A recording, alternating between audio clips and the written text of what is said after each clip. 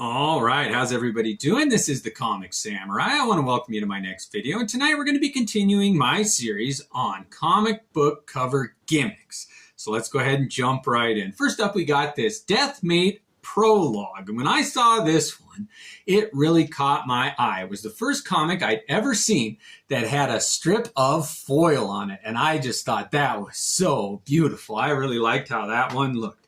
Next up, we got a Deathmate prologue gold edition. So this one had a variant edition, and I got suckered into it. See how this one's got the silver foil on the side there, and this one's got a strip of gold there. I really did think that I was going to be able to pay my college tuition with this limited 1 in 20 or whatever gold variant. That's funny. Next up, we got Deathmate Yellow. Now, each of these Deathmates had a different color foil strip down the side, and some were handled by the team at Valiant, and some handled by Image. Now, this is a Valiant one here, and so is this next one, Deathmate Blue. Now, when you read these, you didn't really read them for the story, but the ones handled by Valiant were a little underwhelming, because when you contrasted them against the ones put out by Image, like this red issue, oh, it was just a beautiful cover. Rob Liefeld doing the best he'd ever done. I mean, this was in his wheelhouse here. Oh, it really did catch my fancy. And that foil, what a great use of that gimmick. And the next one here is the Deathmate Black. Now, this didn't have foil on the cover, but it's got a beautiful Mark Silvestri cover, and they did use a little bit of that silver ink marbling there to set it off from the other comics on the shelves. Next up, we got Deathmate Epilogue, and this is what wrapped up that crossover series here. And again, they started it with the chrome foil, and they ended it that way. Now, this one's got a beautiful Quesada cover to wrap it up, and what a great use of that foil there over the text. I really like when they do foil right, like this one, The Vengeance of Vampirella, #1, put out by Harris Comics. And what a beautiful image there. You can see that they used red foil to enhance. Oh, it makes it look like blood running down her face there.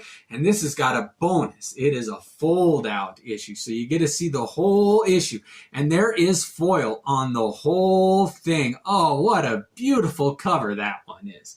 Now, this one had a variant also where they used blue foil instead of red, and I almost like this one better. Oh, what a beautiful image that is. It's also the fold out. Let's take a look at what this one looks like with that blue foil. Oh man, it just shimmers and glows. Oh, you can't beat Vampirella laying in a pool of foil. That is a fun one. What a beautiful cover that is.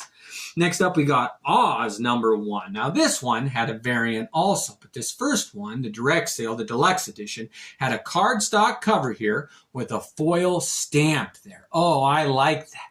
But it has a double cover also, and the interior cover here is the one that was put out in the other edition, and I think that this is one of the most beautiful comic book covers of all time. I wish they hadn't covered up.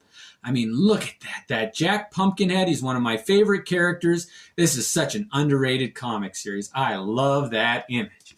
Next up, we got Darkhawk #25, and Marvel was not going to be left out of the running with this foil cover gimmick, and they slapped it on this Darkhawk comic. Oh, look at that, how it's like a starburst in the middle there. That's a fun one.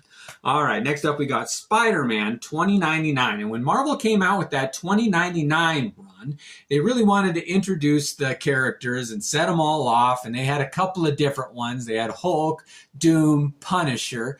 And this was my favorite by far, though. I really liked that cover. And that Miguel Harris, or whatever his name is, he was a pretty good Spider-Man, in my opinion. The worst one in that line was that Ravage 29, in my opinion. They tried to introduce a new character, and it just didn't really work. I mean, I didn't like his costume, the look of him, the colors on him, and they tried to press that gold foil on the cover there. It didn't work on me. I was not a fan of that one. Next up, we got Green Goblin #1, and I did like this one. It had McDaniel art. It was a pretty good series. There was a new kid taking over the helm of Green Goblin, but look at how they use the foil in that trade dress there, and it's got like a texture over it. Oh, I really do like when they do a creative thing, and it's not just a stamp there. They do something different. Put a twist on it. Like this Incredible Hulk #393. Now, this is an homage cover here, but it's also got some beautiful chrome on it, done by Dale Keown. And oh, look at that. It just looks like gamma radiation is coming off of that on every corner. Oh, what a beautiful cover that one is. Next up, we got the Max number 1/2. And this was the first mail away issue, half issue, that Wizard Magazine did. And they wanted to set it off with a little bit of foil there in the trade dress. Oh, isn't that awesome? I love that purple foil. And it didn't stick out. It was really flat against the laminated cover there. That is a great comic book. Next up, we got Ash number 0. And this series was just put out by Joe Quesada from Event Comics. And this one's got a beautiful fold-out cover. Now, I didn't think much of the writing in this one, but I did like the cover there. That is beautiful. And look at how that chrome, oh, there in the title, that does set it off. You got to pick up a comic book when you see that. Next up, we got Evil Ernie Resurrection number 1, put out by Chaos Comic Books there. And they wanted it to stand out, so they put a little bit of foil in that trade dress there and his name. Oh, that really does set it off. What a beautiful cover that one is. Now, number 2, they wanted to put a little more foil on there, so it wasn't just in the trade dress there. They incorporated it into the image on the cover, and I think it was pretty well done. Oh, it just makes it refract and shine like a mirror. That is a beautiful cover there. I like that one. Next up, we got Bartman number 1, and this was put out by Bongo Comics, and it's funny that Bart's there commenting that, oh, he's going to be the next cover enhancement if he falls into that vat of chrome ink there. Oh, look at how that reflects. That is a great cover. Next up, we got Secret War number 1. Now, all of the issues in this series had a bit of chrome enhancement, but I think this was the best one there, the first one. That chrome, oh, just the silver reflective foil above a beautiful Delato Spider-Man. Oh, it doesn't get much better than that. Next up, we got Iron Man number 288. And I remember seeing this one in the comic book shop, and I thought, this is how you do an Iron Man cover. It just looked like iron. I mean, what a great character to do that enhancement on, and I thought it really worked. They followed it up 2 issues later in this Iron Man number 290. Instead of chrome foil, they used gold, and I think that that really fit that armor. Oh, man, right there in his palm, he's shooting his repulsor rays, and you get a good look at how his armor's shiny, and in the trade dress, oh, that is a beautiful cover. Next up, we got Infinity Crusade number 1. And this series, done by Ron Lim and Jim Starlin, was the 3rd in the series of the Infinity Gauntlet, Infinity War, and now Infinity Crusade, where they're fighting a female version of Adam Warlock. But they wanted to set this one off with chrome on the cover. All the issues in the 2nd series had fold-out covers, but this one, oh man, that chrome, what a fitting use of that gimmick. Next up, we got Wolverine number 145, and this is the one where they brought his adamantium back. And what a great use of some gold foil there. Now, they did have 3 different iterations of this. They had one with this gold, which I've got. They got one that had chrome, and then they had one that didn't have any foil on it at all.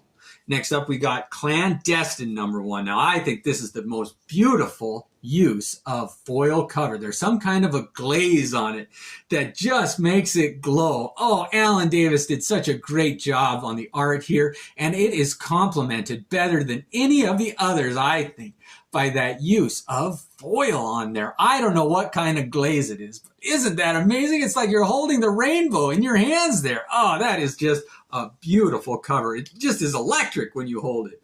Next up is Wildcats Trilogy number 1 with art done by Jay Lee. Now this one was an interesting use of foil. It's like an etched foil or something. All of that foil has like a texture on it.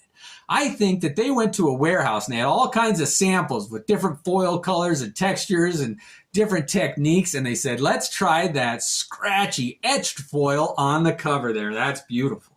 Next up, we got Web of Spider-Man number 117. Now, this was a flip book one, but it's got a foil cover on cardstock, and it's just kind of a reflective use. You got Peter Parker versus Spider-Man. I think that's Ben Reilly, maybe, who knows. But on the back there, it's got another shiny cover there, and this one just screams 90. Now, I do prefer this cover better. Next up, we got Brigade number 2. And of all the foil covers, I think this is most underrated of the bunch. It's even got a back cover that advertises that Deathmate series, but on the front, you've got this image of that face. And somehow they were able to get the color to transfer onto the chrome too. And you can see that it's got a little bit of embossment there on his teeth. But doesn't this cover just glow? You can almost see a reflection in it. I really do think this is so underrated. This is one of the most beautiful early image covers in my opinion. Next up, we got X-Files #1, put out by Topps Comic. And the gimmick on this one is that each issue had an individual, personalized, one-of-a-kind serial number on top. So you could get number 666 or number 69 or something like that. I happen to get issue 52,068. So it wasn't a very iconic number, but it was something. I could say that's the only one that has that number on the cover. Next up, we got Superman, the Man of Steel, #30. Now, this gimmick involved clings. They're little latex, they're not stickers, they don't have an adhesive on them, but they just stick. The two plastics stick together. You got a sheet of all these pieces of the two characters on the back, and you could peel them off and then create your own image on the front. And that was a fun gimmick. I wish they'd do more interactive, fun type covers like that. Next up, we got Miss Mystic #1, put out by Continuity Comics. Now, this one was a bagged comic that also came with cards, and I never liked that gimmick, but I did like the use of the magic eye there. It's one of those where you kind of cross your eyes, and then a 3D image rises out of it, and they got away with one here. I'm going to try to hold it really still, and maybe you can take a screenshot or pause the video. But if you do it right, the image that is on there is the female form or body of this character, and she happens to be nude. So I think they got away with one. Next up, we got Eclipso, the Darkness Within #1. Now, this one used the gimmick of adhering a little plastic jewel to the cover. It was supposed to be Eclipso's black diamond or whatever.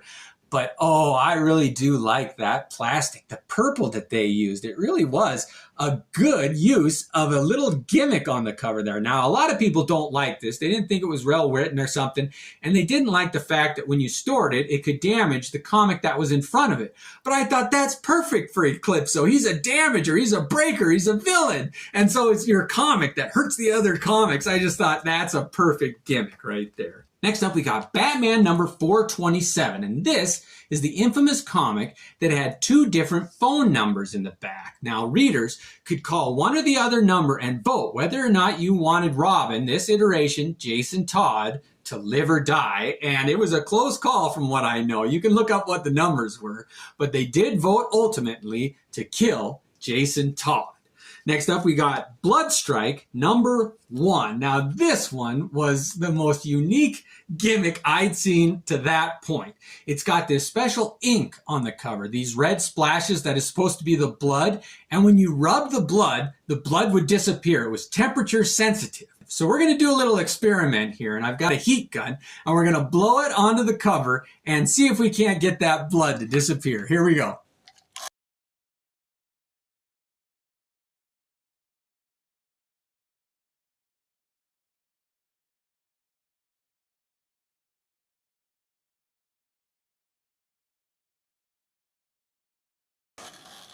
That's pretty good. I'd never done that before. It really did make that blood disappear. My hands had never been cold enough before as a kid, so I'd never seen that blood disappear. And look, it's cooling down and the blood is coming back. That is really a creative gimmick there. How fun is that? Oh man, those guys at Image, they must sit around and just brainstorm for days to come up with stuff like that.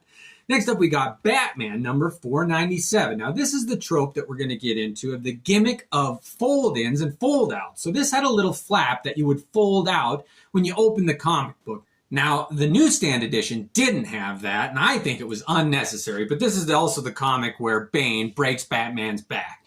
Next up, we got Planet of the Apes #1. Now, this one was a unique fold-out. It used like a fluorescent yellow paper that really did catch your eye. But I think they did it so that it would cover up this graphic image of the apes having a pile of human corpses there. Now, this image is done by Dale Keown, and I think it is really an underrated cover. I like that one. What a great use of a fold out there. Next up, we got Faust, Love of the Damned #2. Now, when #1 came out, I remember seeing it in my comic store, and the proprietor of my store had to put a piece of paper over it because it had a graphic image of a beheading on it. And this one did it for him. It put a sheet over it. Now this one's not too bad. I can go ahead and show it, but you can see that there is a lot of blood there on that female lead there, and it's a pretty graphic image, and they wanted to just protect children's innocence. They didn't want to get into any trouble, so they put that sheet over it. Next up is Faust, number 5. Now this one I can't show. There is some graphic images under this protective sheet here. And they continued that use of the fold-out sheet in number 7. And again, it's one I can't show. That Tim Vigil, he liked to push the envelope, and he did in his Faust series. Next up, we got number 9, and again, this is another one that they felt the need to put a protective sheet over, although there is a pretty graphic image on that side. If you've seen the whole thing, you'd know that they slipped one past you there. Next up, they got Bigger Dicks, number 4, put out by Garth Ennis and John McCrae. Now, this one says that it's a guaranteed to offend cover, and it is. It's in pretty bad taste. Like, I like most Garth Ennis stuff, especially when he teams up with McCrae or Robertson or Dylan or Fabry, any of those guys. But this, I don't know, it is a tasteless cover underneath if you've seen it. Next up, you got Gangland, number 1, put out by DC Comics. Now, I didn't even realize that this was a fold-out cover when I bought it. But when you get home, it's kind of funny. You see this stall here, and when you open up the jaw, you see that that was a Hitman in the other one. And you see who he made the hit on in that stall there, though. Oh, what a graphic use of a fold-out cover. Next up, we got Shadowhawk 2, number 3. Now, this one was put out by Jim Valentino. And when he did number 1, he had this whole foil embossed cover here. And this is kind of an homage to that. But for the first couple of issues, you never knew the identity of the main cover. So when you bought this one, it was advertised as finally revealing the identity. It had this perforated strip here, and when you tore it down, it lets you open this up, and in a 3-page spread, you got to reveal the identity of Shadowhawk. At long last, you get to see what that character, his identity is. But what a creative thing to do to fold it down. Now, the implementation of it, I mean, the perforation wasn't quite done. I had to use a pair of scissors to get through it, but it was kind of a fun thing to do. Next up, we got the Mighty Magnor, number 1. Now, this comic was sold in a poly bag also, and it kind of jokes on the front there that if you remove it from the poly bag, it's not worth anything. But I did because I wanted to see this cover. It's one of my favorites. Look at this fold out. It had another perforated line on the top. And when you broke it, you got to see this 3D image. Oh man, it was such a great creative use of like this pop out technology. I wish that they would do this more, like plan it out and use different layers. I don't mind paying a couple bucks more when it's done like this. I mean, look at the colors. Nobody could design a cover like this, like Sergio Aragonés. What a great cover. I like that one. That's fun. All right, next up we got Forceworks number 1, and this one. What a great comic book. It's got a wraparound cover, but that is not the main draw of it. I really like this series. It was Tony Stark's last attempt at a team after the West Coast Avengers went under. And he got together some heroes here. And this comic also features the death of Wonder Man. But what really gets me is this little fold-out pamphlet on the cover. And it had this seam that was glued down on the bottom. And when you broke it and opened it, you got treated to one of the most extravagant gimmicks in comic book history. Look at all those edges and folds, and it's just a work of art in 3D. I like this one. Oh, a lot of people had a beef with it. They said that it was hard to fold back and that it didn't really work and it was ugly to look at, but I disagree. I think that this is just a beautiful cover. Every edge has a working piece of art on it, and you get to see like a sculpture inside. There's layers to it. There's texture. And when you're done and you're ready to read the comic, I don't have any problem folding it back up into that little pamphlet. Look at how thin that is. I am impressed with that one. That's one of my favorite gimmicks of all time. Next up, we got Sin City, Sex and Violence. Now, this was a one-shot, but they used kind of a matte cover on it, but they used some glossy ink. So you can see that just the lips of that character were done with gloss. Now, I think Frank Miller has got to have some kind of a lip fetish there, because why would you go to all that trouble? Like, how much extra did that cost, and did he charge for that little bit of gloss on the lips? I think he learned from it, because in this one, Sin City, Lost, Lonely, and Lethal, Frank Miller used a lot more gloss on that set of lips. And look at how they're emphasized so much more here. Let's see if we can get that gloss to shine there. Look at that. Oh man, that really is just a great use of gloss. That's how you do it. You can't do it that subtle like in the last one. You really got to set it off so it stands out. That's a fun.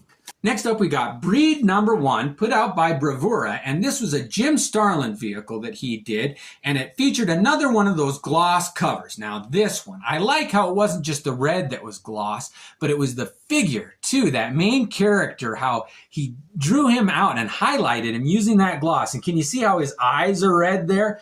Oh, I hope that shows up. This is just a fun comic book. I like that use of gloss, how it really did contrast against that matte finish.